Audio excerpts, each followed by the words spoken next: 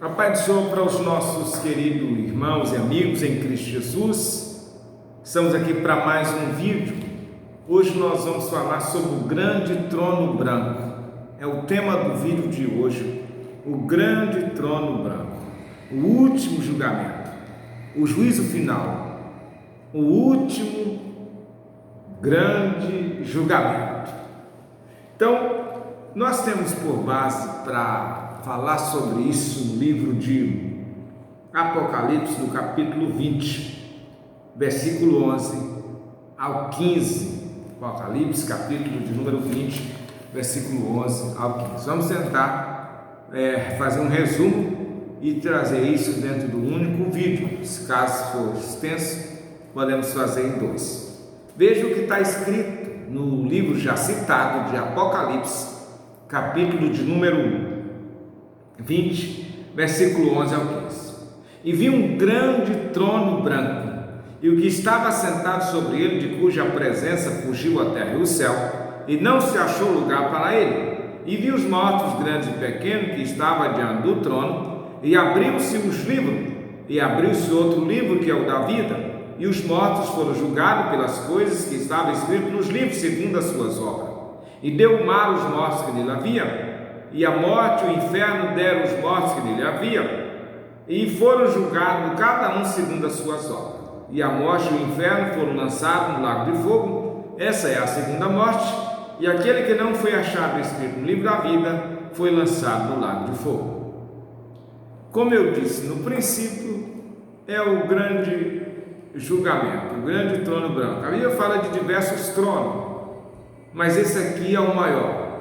Fala de algum julgamento, mas esse aqui é o maior. Nós poderíamos destacar algumas coisas aqui. Primeiro diz grande trono branco. Antes de falar do trono, fala da sua grandeza. Antes de falar do trono, fala da sua grandeza. O Apocalipse é cheio dessa expressão trono, trono, desde o capítulo 4, capítulo 5 e assim sucessivamente. Mas aqui diz o grande trono branco. Antes de falar do trono, fala da sua grandeza. Uma outra coisa que se deve destacar aqui é a questão do branco. O branco fala da justiça. Justiça, algo realmente justo. Cada um vai receber conforme o que merece. Ninguém vai ter uma punição maior do que aquilo que merecia. Nenhum daqueles condenados vão ter o direito de abrir a boca para dizer que foram injustiçados. Foram injustiçados, como às vezes se vê, como se ouve no nosso país, às vezes alguém injustiçado, e às vezes até se descobrir que realmente os fatos vão apontar, às vezes alguém perde até a vida. Mas aqui não. Aqui a justiça está presente nesse trono, desde a questão do branco, grande trono branco. Aí, três coisas vale destacar aqui. Primeiro, esse é o último grande julgamento e o mais importante de toda a história da raça humana. Esse é o julgamento mais importante. Agora, outra coisa que vale a pena destacar aqui é o que se assenta sobre o trono. Quem está sentado sobre o trono também é grande, importante, porque a Bíblia diz cuja presença fugiu a terra e o céu. Se destaca a grandeza do trono, a cor branca do trono e quem está sentado no trono. Exatamente isso, porque vale muito a pessoa do juiz, a pessoa do togado que vai resolver a questão, que vai dar a decisão para a questão em pauta. Então, esse é o justo juiz. O justo aparece na frente do juiz, justo juiz. O trono branco fala da justiça do santo e quem está sentado é o justo juiz. Por isso, meu amado amigo, que me ouve nesse instante. Bom seria se nenhum de nós passasse por lá. Aqueles que forem salvos não vão estar nesse grande dia. Esse é só para quem realmente cometeu infração e morreu sem fazer um conserto, sem se consertar. Vai encarar esse grande juízo. Às vezes consegue fugir da justiça dos homens, consegue se esconder por muito tempo, às vezes nunca consegue ser capturado, nunca consegue ser descoberto por seus crimes, as suas falhas. Mas naquele grande dia, daquele juiz, daquele tribunal, daquele trono, ninguém se esconde.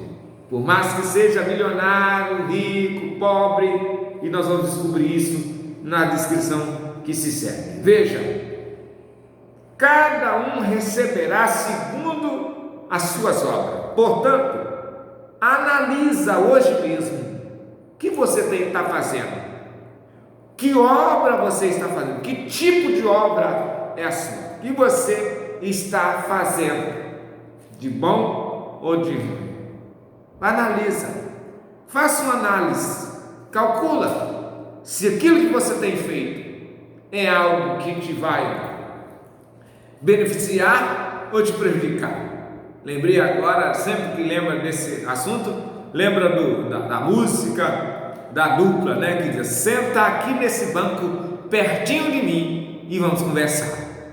Então vai chegar o seu dia, vai chegar a sua hora.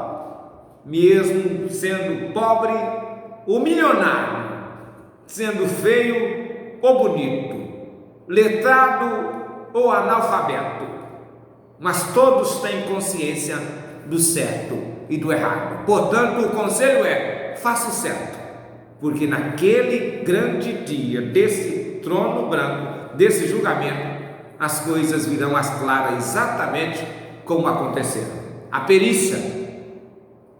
perícia é das mais modernas possíveis. Se hoje temos as câmeras que flagram, que filmam cada ação, cada momento, imagina lá diante do tribunal de Deus, né? Cada ação, cada momento, mesmo que na época não tinha, mas a filmagem de Deus é mais perfeita ainda do que essa que nós temos hoje, né? Prosseguindo aqui, quando isso vai acontecer? Quando é que vai ser instaurado esse grande trono branco? As Escrituras sempre têm a resposta. Para todas as perguntas, ela tem a resposta. Às vezes nós não temos a capacidade de extrair essas respostas dela, mas ela tem a resposta. Veja, as Escrituras dizendo, no livro de Apocalipse, capítulo 20, versículo 7 ao 10: e acabando-se os 1000 anos, Satanás será solto da sua prisão e sairá enganar as nações que estão sobre as 4 cantos da terra, Gog e Magog, cujo número é como a areia do mar, para que ajuntar a batalha, e subirão sobre a largura da terra, e cercarão o arraial dos santos e a cidade amada, mas desceu o fogo do céu e as devorou, e o diabo que os enganava foi lançado no lago de fogo e enxofre, onde está a besta e o falso profeta, e de dia e de noite serão atormentados para todo sempre. Veja, a besta e o falso profeta vai ser lançado no fogo na volta do Senhor, na batalha do Armagedon. Agora, essa fala da última batalha, da última guerra, quando Satanás ainda vai conseguir convencer uma multidão de fazer uma revolta no final do milênio, trazendo assim muitas pessoas para guerrear contra o governo de Cristo. E aí então é quando vai descer fogo do céu e destruir as pessoas. Diferente do Armagedon, quando diz que o sangue vai correr no vale. Então, é nessa época então que Satanás vai ser lançado no lago de fogo. Por enquanto, o lago de fogo não tem ninguém. Na batalha do Armagedon, no final dos 7 anos da grande tribulação, vai ser lançado 2 personagens. O lago de fogo não foi feito para nós, seres humanos, foi feito para o diabo e os seus anjos.